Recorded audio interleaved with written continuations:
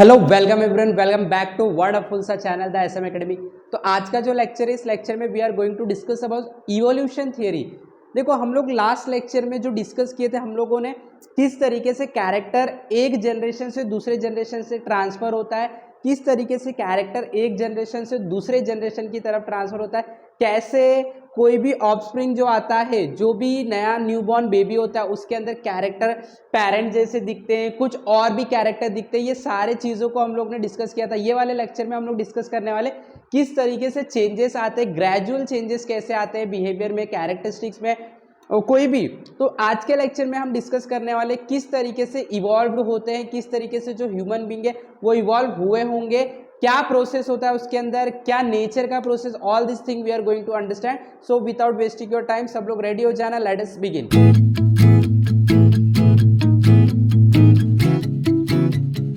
सबसे पहले let us try to understand what is evolution. तो यहां पे मैंने लिखा आपको, it is a gradual change that occur in living organism over a long duration. जैसे अगर हम लोग देखेंगे तो when we see cat and leopard या तो टाइगर, अगर हम लोग देखेंगे तो उनके कैरेक्टर्स कुछ मिलते हैं। जैसे अगर हम लोग देखेंगे, उनके जो पैर हैं, लेग्स, वो मिलते हैं। उनका जो हम बोल सकते हैं फेस है, उनके ऊपर जो हेयर्स होते हैं, ये सारे चीज़ हम लोग देख सकते हैं, मिलते हैं, राइट। तो हम ये बोल सकते हैं कि कहीं ना कहीं कैट या तो लेपर्ड एक ही एंसिस्टर यानी कि एक ही फैमिली से बिलोंग करते होंगे। वैसे ही अगर हम लोग देखेंगे कोई न्यूबॉर्न बेबी है, थोड़ा बड़ा हो गया, तो हम लोगों को पता चलता है इनके पेरेंट्स से इनका शक्ल जो है वो मिल रहा है, राइट। तो ये सारे चीज़ें एग्जैक्ट नहीं मिलेगा लेकिन मिल रहा है। इसका मतलब होता है कि जो दोनों के बीच में कोई ना कोई कैरेक्टर मिल रहा है, वो दोनों कहीं ना कहीं एक ही जगह से आए हुए हैं। तो अलग क्यों हुआ कैरेक्टर, इसी को इवोल्यूशन बोला जाता है। इवोल्यूशन का मतलब होता है इसे gradual change over a long period of time, gradual change over a long period of time. तो जो हमारे पेरेंट्स है, हमारे पेरेंट्स हो सकता है उनके पेरेंट्स जैसे दिखते होंगे, पूरा नहीं बट कुछ, जो उनके पेरेंट्स है वो उनके भी पेरेंट्स जैसे कुछ दिखते होंगे, राइट। तो इसका मतलब क्या हो रहा है, जैसे जैसे जनरेशन आगे बढ़ रहा है, there is some change in the characters. जो हम लोग का मॉर्फोलॉजिकल, जो हम लोग का अपीयरेंस है, उसके अंदर चेंजेस आ रहा है। यही चेंजेस को जो कि लंबे समय के अंदर होता है, उसी को इवोल्यूशन बोलते हैं। तो देखो, it is a gradual change that occurs in living organism over a long duration, या तो फिर progressive development of plants and animals from the ancestor having different structural and functional organization is called as evolution. मतलब कि जो progressive development होता है, जैसे जो हमारे पेरेंट्स है, उनके जो कैरेक्टर्स है, उनका जो अपीयरेंस है, वो पूरा का पूरा कैरेक्टर और अपीयरेंस हमारे अंदर नहीं आएगा। आएगा क्या? नहीं। मतलब हमारे अंदर चेंजेस आए। अच्छा, ये चेंजेस कैसे हुआ? तो आंसर, ये जो चेंजेस आए ये ओवर ए लॉन्ग पीरियड हुआ। अब वो जब बॉर्न हुए थे और हम जब बॉर्न हो रहे, उनके बीच में गैप है। तो ये जो गैप है, ये गैप क्या है? लॉन्ग पीरियड का गैप है। तो over a long period of time जो कोई भी कैरेक्टर के अंदर चेंजेस आता है ऑर्गेनिज्म में, लिविंग ऑर्गेनिज्म में, प्लांट में, एनिमल में, इसी चीज को हम लोग इवोल्यूशन का नाम दिए। तो प्रोग्रेसिव डेवलपमेंट भी होता है, development of plant and animal from the ancestor. कहाँ से हम लोग कंपेयर कर रहे हैं? एंसेस्टर से कंपेयर कर रहे हैं। Having different structural function and organization is called as evolution. यही चीज को इवोल्यूशन। तो in simple word, evolution is gradual changes over a period of time in character.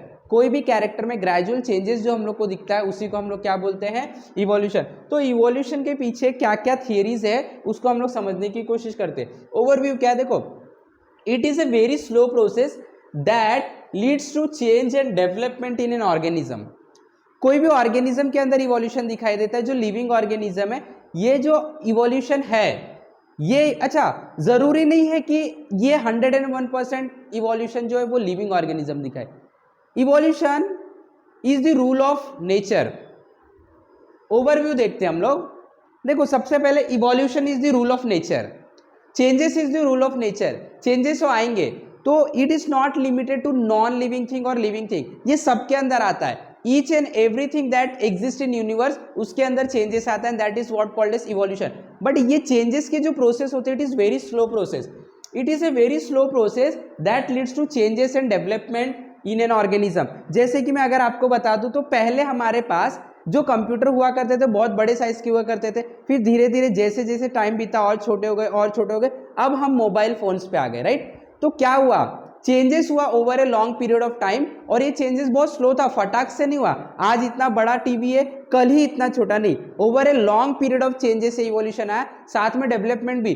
तो जो बड़े टीवी थे और आज जो मोबाइल फोन है, अगर हम कंपेयर करेंगे तो स्मार्ट कौन है, मोबाइल फोन ज्यादा स्मार्ट है, राइट। तो मतलब डेवलपमेंट भी होते जाता है, but this process is very slow process, this is what we called as evolution. It is seen in each and every aspects of nature, ये सारे जगह दिखाई देता है, ऐसे नहीं है कि सिर्फ और सिर्फ लिविंग ऑर्गेनिज्म में दिखाई देता है। ये आपको, जैसे मैंने आपको कंप्यूटर का केस दिखाया, कंप्यूटर क्या लिविंग ऑर्गेनिज्म है, नहीं। Evolution is the rule of nature, ये सबके अंदर होते हैं, ये सबके अंदर होते हैं। तो अगर मैं सोलर सिस्टम की बात करूं, अगर हम लोग अर्थ की बात करें, तो अगर हम लोग पास्ट हिस्ट्री देखेंगे तो हमें पता चलेगा कि अर्थ का स्ट्रक्चर, सोलर सिस्टम का स्ट्रक्चर, सोलर सिस्टम का बिहेवियर भी over a long period of time बदल चुका है। तो this is what called as evolution. तो evolution is not limited till living organism, सब में होता है जो लोग यूनिवर्स में एग्जिस्ट करते हैं। तो 3.5 billion years ago there was no existence of life. अब लाइफ के बारे में बता रहे हैं कि 3.5 ईयर्स एगो, बिलियन ईयर्स एगो कोई लाइफ का एग्जिस्टेंस नहीं था। तो हम लोगों को यह लगता है कि सबसे पहले एक प्रिमिटिव टाइप, एक एकदम सिंपल टाइप का कुछ, एकदम सिंपल टाइप का कुछ केमिकल या तो कुछ, देखो 3.5 billion ago there was no existence of life. आज से 3.5 बिलियन एगो कोई लाइफ का एग्जिस्टेंस नहीं था। तो ये लाइफ आया कहां से, कितने सारे डाइवर्सिटीज है, कितने सारे डाइवर्सिटीज है। आप प्लांट के अंदर बहुत सारे वेराइटीज देख सकते हो, एनिमल्स के अंदर बहुत सारे वेराइटीज देख सकते हो। तो ये आया कहां से, तो again evolution, gradual changes and development in organism. तो ये कैसे आया, just see, it is believed that in initial stage simple element might exist in ocean. ये हम लोग मानते हैं कि ओशन में कुछ सिंपल एलिमेंट होगा, element 118 element found in periodic table, right. तो कोई भी एलिमेंट ओशन में एग्जिस्ट करता है और उस ओशन में से ऑर्गेनिक एंड इनऑर्गेनिक में है फॉर्म। ये जो आपके पास सिंपल एलिमेंट था, उस एलिमेंट से धीरे धीरे over a period of time क्या हुआ, over a period of time ये जो एलिमेंट्स थे, ये एलिमेंट्स के अंदर इवोल्यूशन हुआ, डेवलपमेंट हुआ, जिसकी वजह से कुछ कंपाउंड्स बने, ऑर्गेनिक एंड इनऑर्गेनिक। कंपाउंड क्या होता है, mixture of elements, mixture of elements. तो कंपाउंड बने, ऑर्गेनिक कंपाउंड और इनऑर्गेनिक कंपाउंड्स आए। फिर ये इनऑर्गेनिक और ऑर्गेनिक कंपाउंड के ऊपर वापस से बहुत सालों बाद उसके अंदर कुछ चेंजेस आए, उसके अंदर कुछ इवोल्यूशन हुआ, उसके अंदर कुछ डेवलपमेंट हुआ, जिसकी वजह से कुछ नया चीज हम लोग को मिला, and that is complex compound like protein and nucleic acid हम लोग को मिला। प्रोटीन एंड न्यूक्लिक एसिड, अब देखो ये बहुत कॉम्प्लेक्स चीज है, protein and nucleic acid is a complex compound. अब इसके अंदर बहुत सारे और भी एलिमेंट्स प्रेजेंट है।